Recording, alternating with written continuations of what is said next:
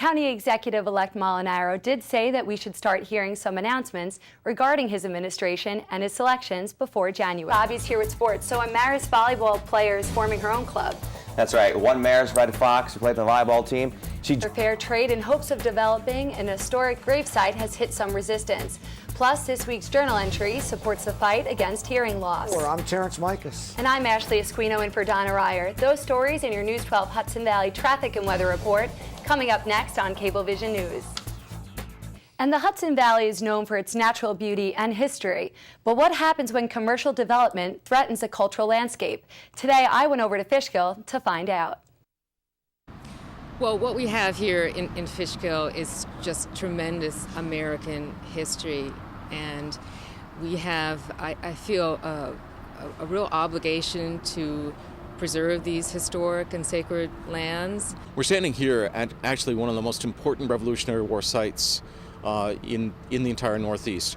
This was the central supply depot during the American Revolution for all of the troops, horses, equipment, clothing, ammunition, everything that the Army needed was gathered here at Fishkill.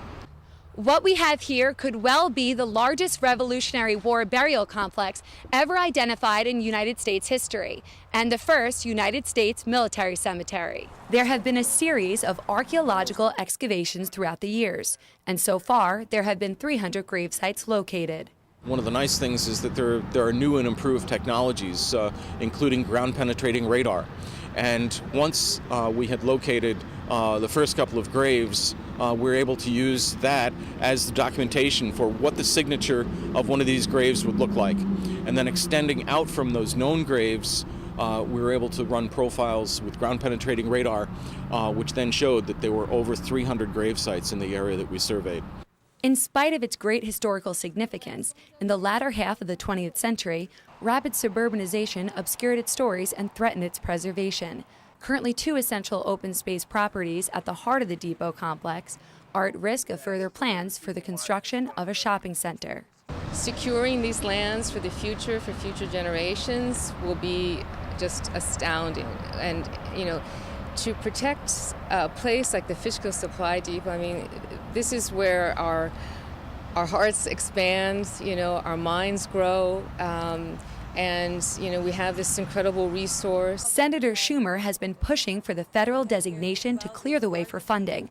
And last week, the Senate Energy and Natural Resources Committee gave its approval to allow federal funding for the Fishkill Supply Depot property. We need to remember the sacrifices that these anonymous people made way back in the 18th century.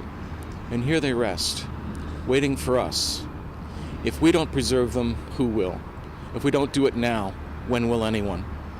Now's the time to preserve and protect and honor and remember the sacrifices that people made on our behalf.